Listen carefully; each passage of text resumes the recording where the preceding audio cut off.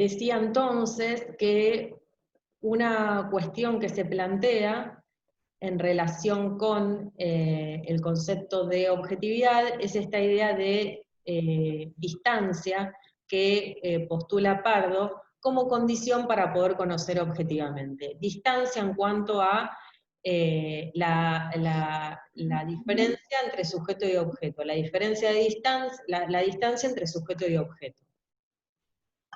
Ahora bien, esto por un lado plantea entonces, en el marco de la física, las limitaciones con respecto a esa posibilidad de mantener esta distancia. Decía, e insisto con esto, no me estoy refiriendo a un ejemplo típico de las ciencias sociales, donde uno podría esperar que en ese marco sea imposible esta distancia, porque el investigador está dentro del propio objeto que está investigando, sino que nos estamos refiriendo a una disciplina científica que no tiene la particularidad de formar parte de la ciencia social, sino que es una ciencia natural.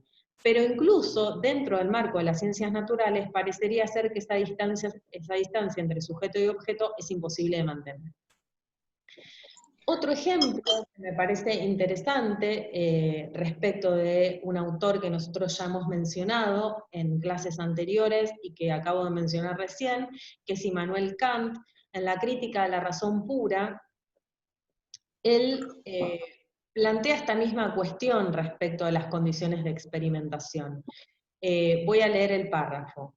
Dice así: cuando Galileo hizo rodar por el plano inclinado sus esferas con un peso que él mismo había elegido, o cuando Torricelli hizo que el aire sostuviera un peso que él mismo había pensado de antemano igual al de una columna de agua por él conocida, o cuando en tiempos más recientes Stahl transformó metales en cal, y ésta otra vez en metal, quitándoles algo y dándoselo de nuevo, se encendió una luz para todos los investigadores de la naturaleza. Fíjense que puse en negritas que en el caso de Galileo, que hace rodar por el plano inclinado sus esferas, ¿con qué peso lo hace?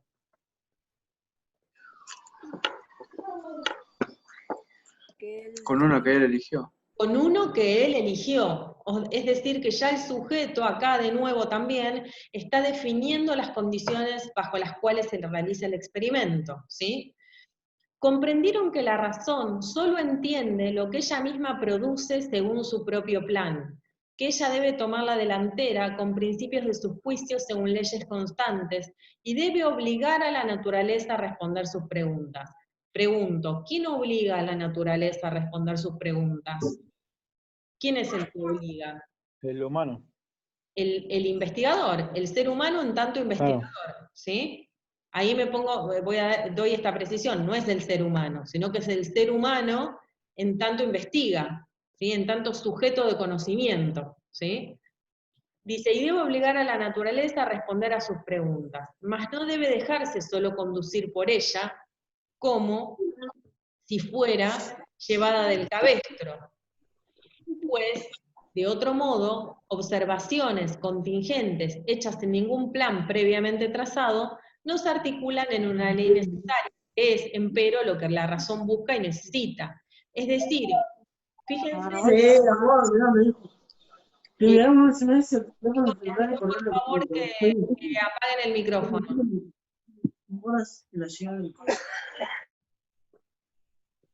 Decía, entonces, que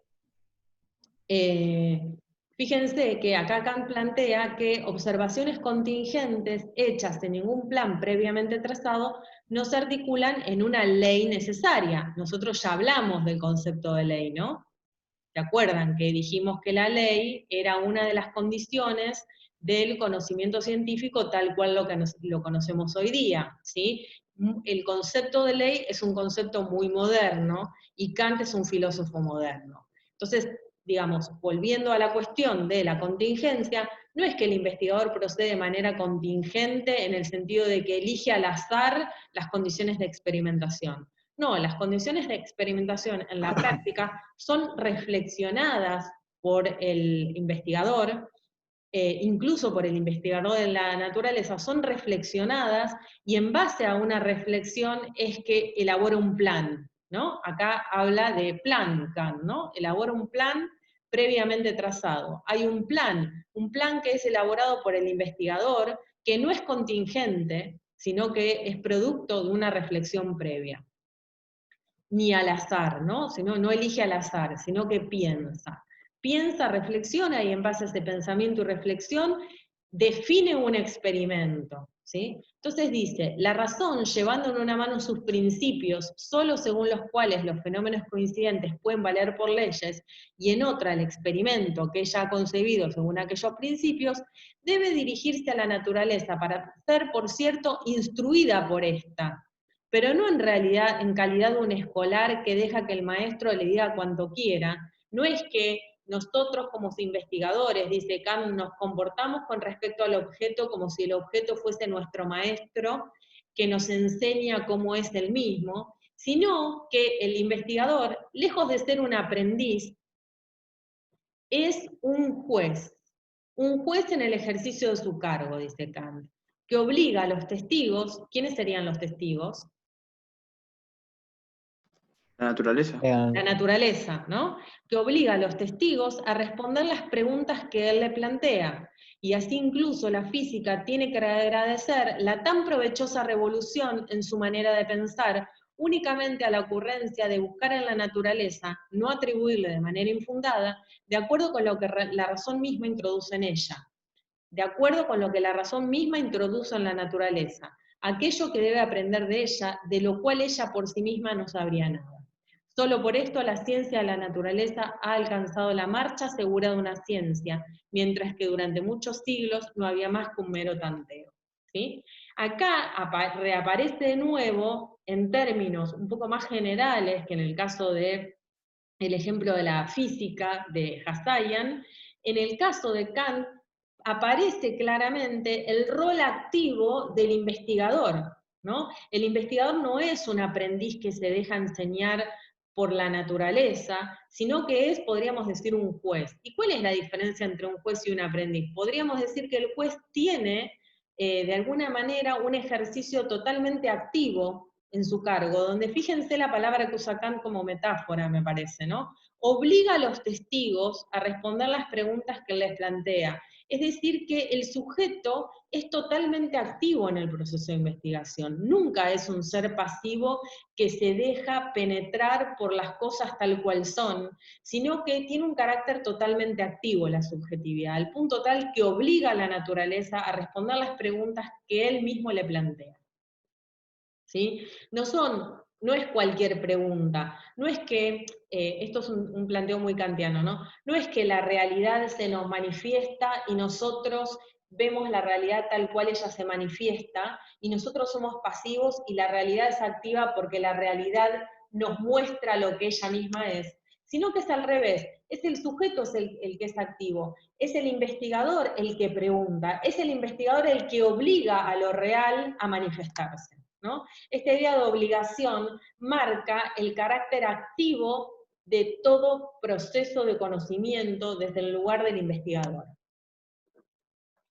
Bueno, esto simplemente para plantear y mostrar que este concepto de objetividad que propone una distancia entre sujeto y objeto es problemático. O sea que estos dos párrafos están desarrollados precisamente no para ahondar tanto en Kant, no para ahondar tanto en física y metafísica, sino más bien como ejemplos que buscan mostrar que esta distancia entre sujeto y objeto es un ideal que parecería que no se puede alcanzar, ¿sí? Bueno, más adelante con Hegel vamos a ver que tampoco tiene mucho sentido eso, buscar conocer el objeto tal cual es. Y básicamente porque Hegel lo que va a plantear es que ese objeto tal cual es, con independencia de la subjetividad, es un objeto, diríamos, inventado por nuestra imaginación. No tenemos forma de acceder a él. Como no tenemos forma de acceder a él, solamente puede ser el producto de nuestra idea sobre lo que puede haber detrás del telón de lo real, ¿no? Bueno, ¿alguna pregunta hasta acá? Pregunta, planteo, queja.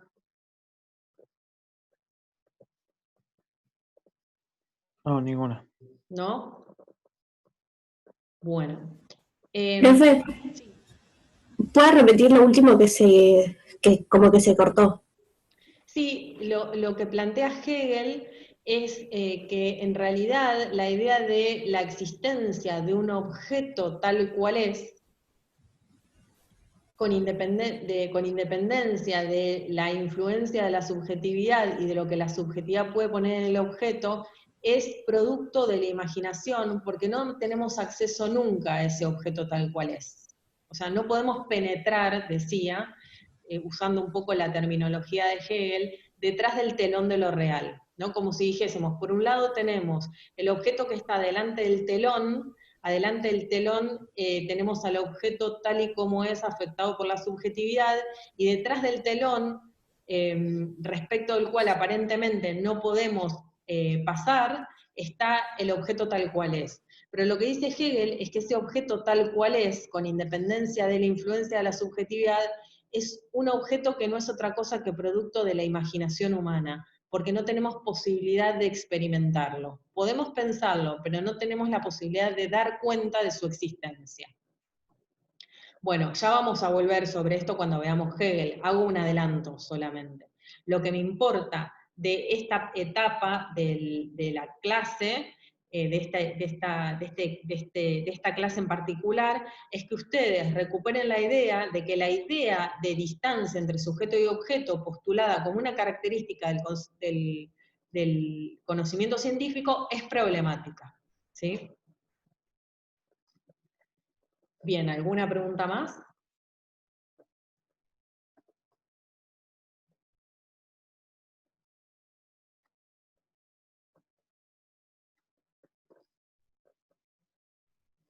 ¿Seguro que no hay preguntas?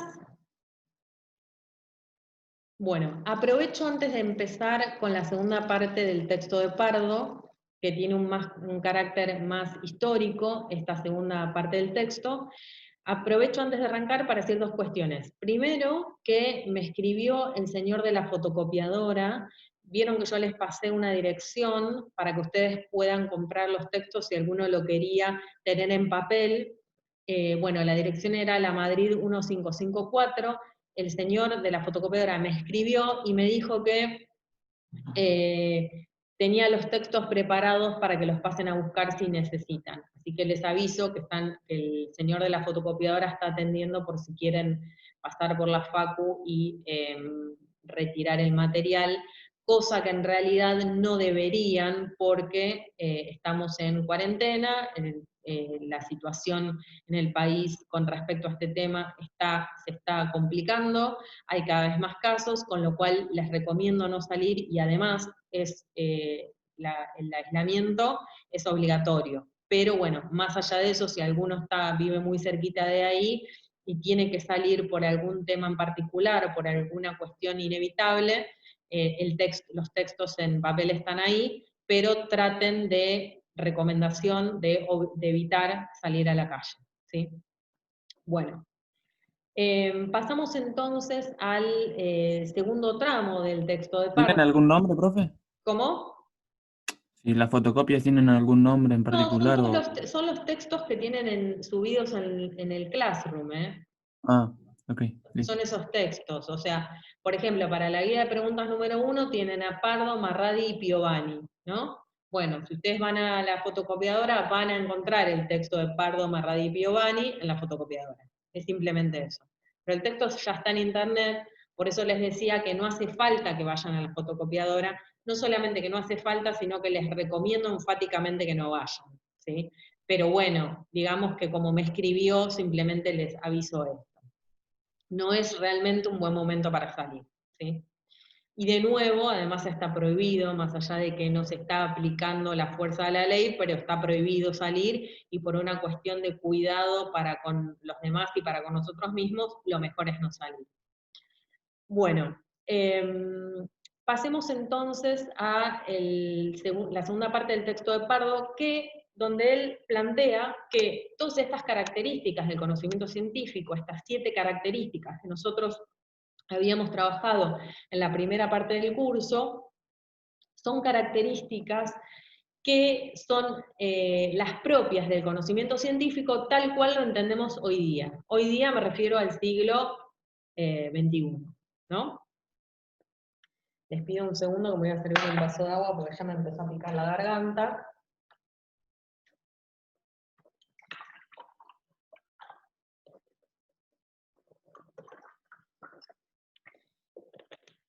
Ahora, lo que plantea Pardo en relación con estas características del conocimiento científico es que lo que entendemos por conocimiento científico no siempre fue lo mismo. O sea, lo que entendemos hoy día por conocimiento científico no es lo mismo que lo que entendían los griegos por conocimiento científico, no es lo mismo que lo que entendían los medievales por conocimiento científico, no es lo mismo que lo que entiende la posmodernidad, podríamos decir, por conocimiento científico. Esas características que él plantea al comienzo son características muy generales que están sujetas a mucha controversia. Entonces lo que vamos a hacer en primer lugar es periodizar el concepto de ciencia, es decir, mostrar que el concepto que se tenía de ciencia en la antigüedad no es el mismo que el concepto de ciencia que se tenía en la Edad Media, ni es el mismo concepto de ciencia que se tiene en la modernidad, ni es el mismo concepto de ciencia que se tiene en la era posmoderna. Ahora, fíjense, y esto me interesa, Juan Ríos estuvo haciéndome algunas preguntas sobre esta cuestión, en paralelo a las formas distintas de pensar el conocimiento científico, al concepto diferente que se va planteando sobre el conocimiento científico en cada periodo histórico, en paralelo tenemos un proceso histórico, ¿no? Tenemos una historia una historia del surgimiento de los estados, una historia del surgimiento del capitalismo, una historia del surgimiento de la época medieval, una historia del surgimiento de la antigua Grecia. ¿Qué quiero decir con esto? Que no son totalmente independientes la historia, pensada como algo bien general, como la historia de la humanidad, del concepto de ciencia. No son totalmente independientes, ¿sí? Bueno, entonces les decía que en la primer filmina van a ver que el concepto de ciencia en sentido moderno que plantea Pardo como un tipo de conocimiento que debe cumplir con ciertos requisitos, los 7 requisitos que vimos en la primera parte de las primeras clases, es un concepto restringido, dice Pardo. En realidad es el concepto de ciencia tal cual lo entendemos hoy día. Pero lo que él plantea a continuación es que podemos pensar en un concepto más amplio de ciencia, que es la ciencia en un sentido epocal. Y ahí dice, lo que entendemos por ciencia se reconoce como un concepto que varía históricamente en función de la comunidad científica de cada época, de acuerdo con las prácticas sociales y con el modo en que esa comunidad comprende la realidad. Bueno, esta idea de ciencia en sí misma ya es una idea posmoderna, les quiero decir, porque hay un autor que va a plantear en el periodo posmoderno que el concepto de ciencia depende de lo que una comunidad científica define como tal, ¿no? Pero bueno, en principio vamos a desarrollar cómo veían la ciencia los griegos, cómo veían la ciencia los autores medievales, cómo veían la ciencia los autores modernos y cómo ven la ciencia los autores posmodernos, ¿sí? Yo decía, una pequeña aclaración, que las características del conocimiento científico tal cual las conocemos hoy día, que es esto de capacidad descriptiva, explicativa y predictiva mediante leyes, carácter crítico, fundamentación lógica y empírica, carácter metódico, sistematicidad y comunicabilidad mediante un lenguaje preciso, son características del conocimiento tal cual las conocemos hoy día, pero diría, hoy día en la posmodernidad, algo de esto ya también está cuestionado. Así que diría más bien que estas características son más bien propias del periodo moderno, antes de que el periodo posmoderno, ¿sí? Bueno, vamos a avanzar entonces hoy, en la clase de hoy, con las características del conocimiento científico en el marco de el periodo premoderno, ¿sí? Vamos al periodo premoderno. Bueno, el paradigma científico premoderno surge en la antigüedad entre el siglo VI a.C. y el siglo IV a.C., por un lado, ¿sí? Y dentro del periodo y paradigma premoderno tenemos, como digamos, podríamos decir, dos periodos al cual uno llamamos antiguo y otro lo llamamos medieval, ¿no? Entonces tenemos dentro del paradigma premoderno dos subperíodos, podríamos decir. La antigüedad entre el siglo VI a.C. y el siglo IV a.C., y la Edad Media entre el siglo V después de Cristo y el siglo XV después de Cristo. Si bien el paradigma premoderno de la antigüedad es diferente del paradigma premoderno de la Edad Media, tienen rasgos en común esos dos periodos, por eso se los ubica dentro del paradigma premoderno a los dos. ¿Me siguen hasta acá? Sí. Bien. Sí. Me importa esto que tengan presente. Decimos que dentro del paradigma premoderno está tanto el periodo antiguo como la Edad Media, porque si bien la antigüedad y la Edad Media tienen concepciones diferentes del conocimiento científico, los ubicamos dentro del paradigma premoderno a los dos porque tienen rasgos en común típicamente premodernos, ¿sí? No es que los metemos arbitrariamente al periodo antiguo y la Edad Media dentro del premoderno porque sí, sino que los ponemos a los dos juntos porque si bien son diferentes, tienen características en común que los hacen ser premodernos, ¿sí? Luego va a plantear Pardo que el paradigma moderno se inicia en el siglo XVI y dura hasta la primera mitad del siglo XX.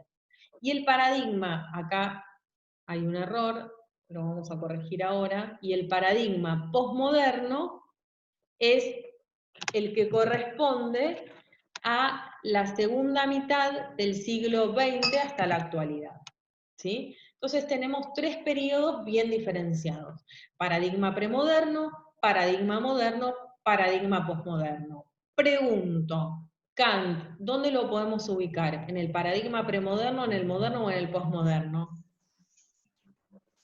En el moderno, creo, sí. Exacto, En el moderno. en el Sí. moderno.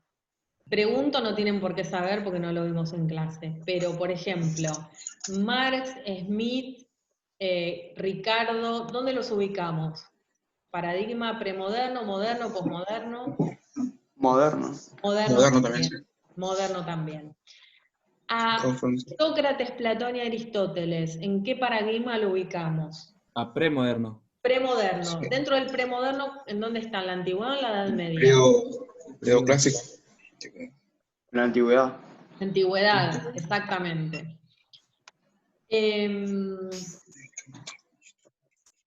Después tenemos dentro del paradigma posmoderno. ¿Conocen a algún autor posmoderno? ¿Verdad que no? ¿No?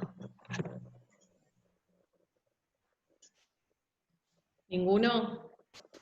Tomás de Aquino, ¿dónde lo ubicamos? En la Edad Media. La Edad Media, muy bien, excelente. Bueno, a este seguro que no lo conocen, pero lo nombro para que lo empiecen a conocer. Scoto Eriúgena, ¿dónde lo ubicamos? No, ni idea. Bueno, Edad Media, ¿sí? Es poco conocido, pero Edad Media.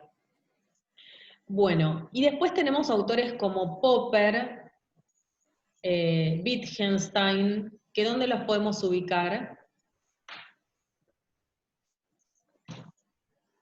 Bueno, los ubicamos dentro del paradigma posmoderno.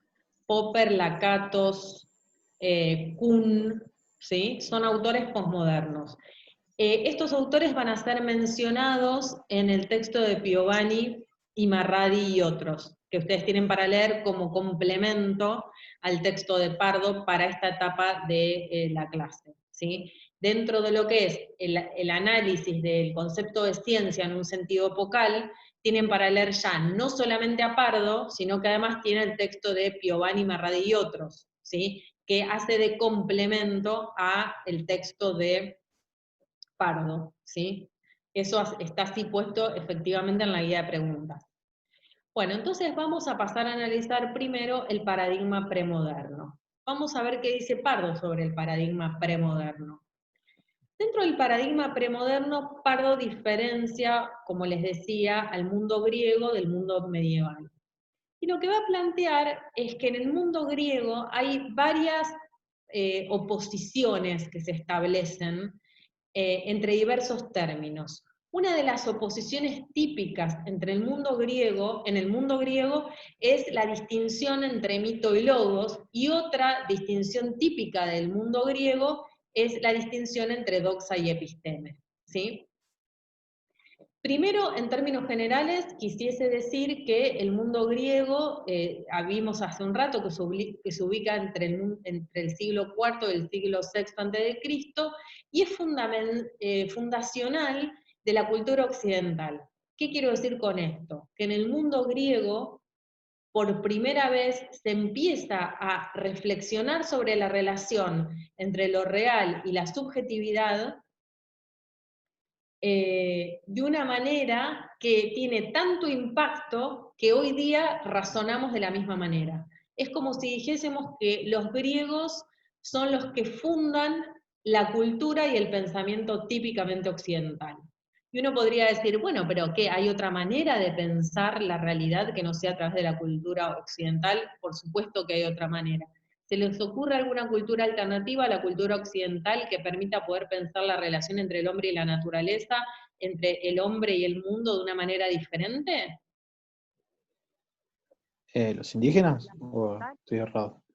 Podría ser la cultura occidental, porque en realidad cuando hablamos de cultura occidental nos referimos a la cultura europea, básicamente, ¿no? Porque Grecia está en Europa, ¿sí? Pero podríamos pensar en culturas alternativas, como las culturas indígenas en América, Egipcias. egipcias, otra cultura que hay hoy, que está muy presente hoy, incluso en la cultura occidental, ¿Oriental? oriental, ¿no? La cultura oriental tiene otra forma de pensar y de reflexionar la realidad.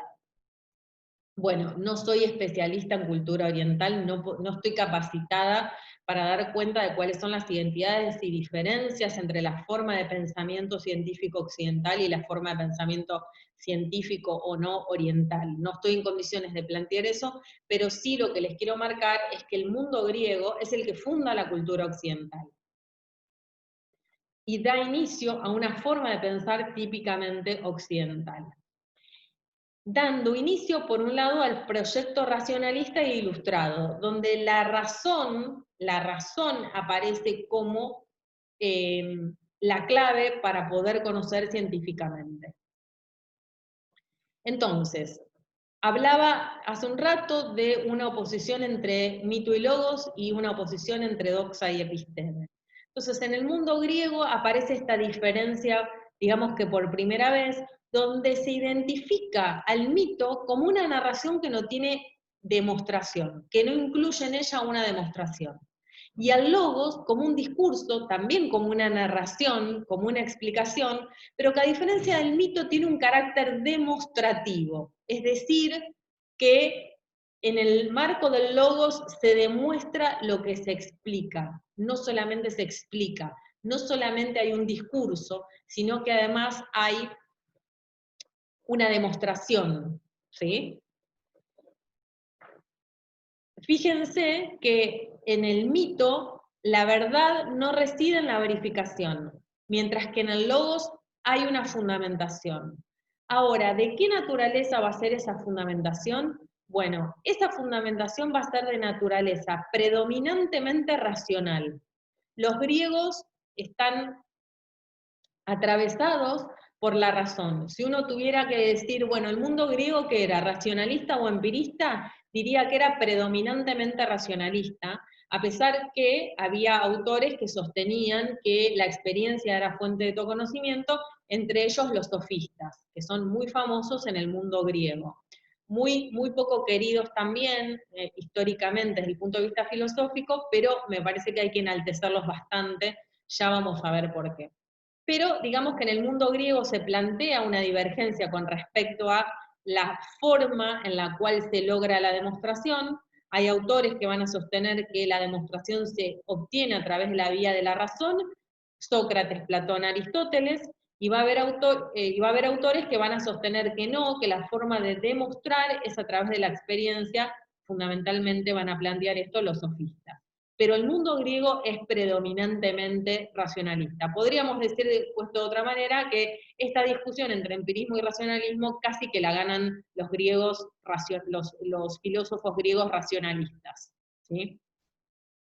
Luego tenemos una oposición, que es la oposición entre el concepto de doxa y episteme. Bueno, nos quedan 8 minutos, así que voy a exponer la diferencia entre doxa y episteme y nos volvemos a reconectar para ver la última filmina, ¿sí? Bueno, ¿cuál es la diferencia entre doxa y episteme? Bueno, en el marco de la antigua Grecia, la doxa es un saber no fundamentado, es una opinión que no está respaldada por ninguna demostración. Se obtiene espontáneamente, es decir, ahí no hay ningún esfuerzo y reflexión, a diferencia de la episteme que requiere esfuerzo y reflexión. En la doxa el saber es asistemático, mientras que en la episteme es un saber sistemático. Sistemático podemos entenderlo en términos generales como un conjunto ordenado de elementos, ¿no?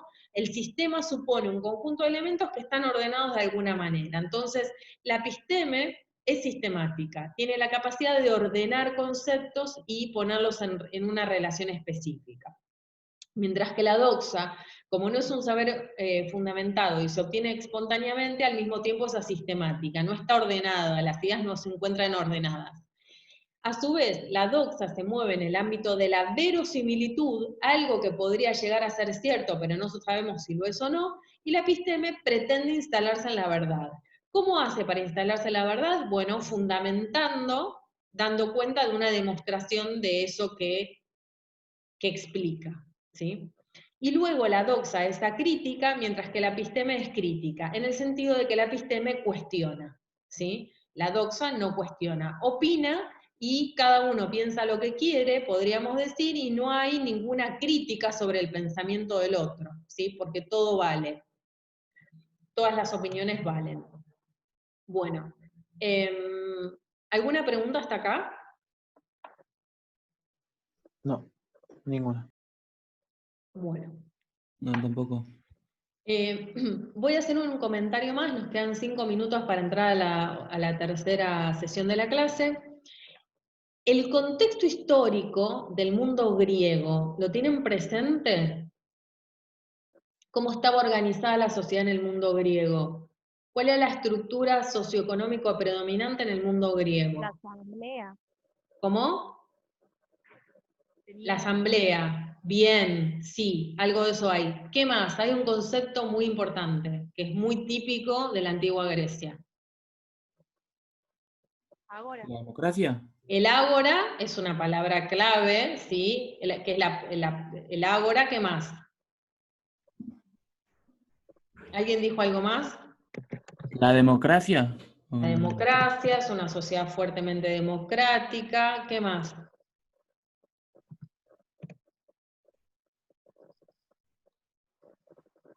¿Qué era el ágora? No era la plaza central. Era la plaza donde las personas se juntaban a discutir determinados temas para tomar decisiones.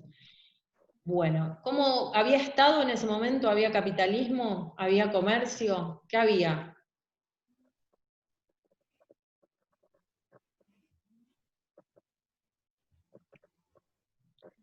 ¿Conocen el concepto de polis?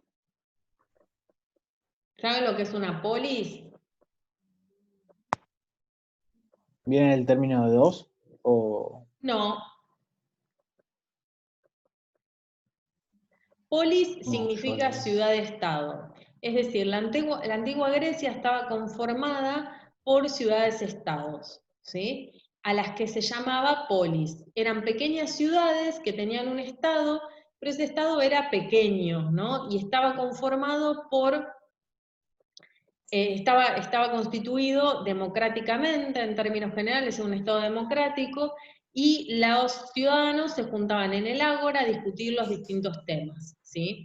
Había mercancías, había mercado, pero no había un capitalismo tal cual lo entendemos hoy día, donde la mercancía penetró toda la vida social absolutamente. Lo que tenían era lo que había en la antigua Grecia era puntos o, como diría Marx, intersticios donde operaba el comercio, pero no era que era predominantemente mercantil la sociedad, ¿no? Griega, sino que estaba constituida por una pequeña ciudad-estado donde había puntos en los cuales se producía el comercio. Era una sociedad esclava, es decir, había determinadas personas que trabajaban como esclavos, no todos eran ciudadanos, quedaban excluidos de la ciudadanía las mujeres y los niños, con lo cual los ciudadanos que se juntaban en la plaza definían sobre todos los aspectos de la vida social como si fuese parte del Estado y de la toma de decisiones, pero no cualquiera era ciudadano, ¿sí? Bueno, les pido que nos desconectemos porque quedan 2 minutos y ahora nos reconectamos nuevamente como hicimos recién. ¿Les parece? Así terminamos la clase de hoy, la parte de la antigua Grecia y el periodo premoderno en general con la Edad Antigua. ¿Les parece? Sí, Sí, sí, sí. sí. Bueno, desconectémonos y nos volvemos a conectar, así podemos aprovechar el tiempo.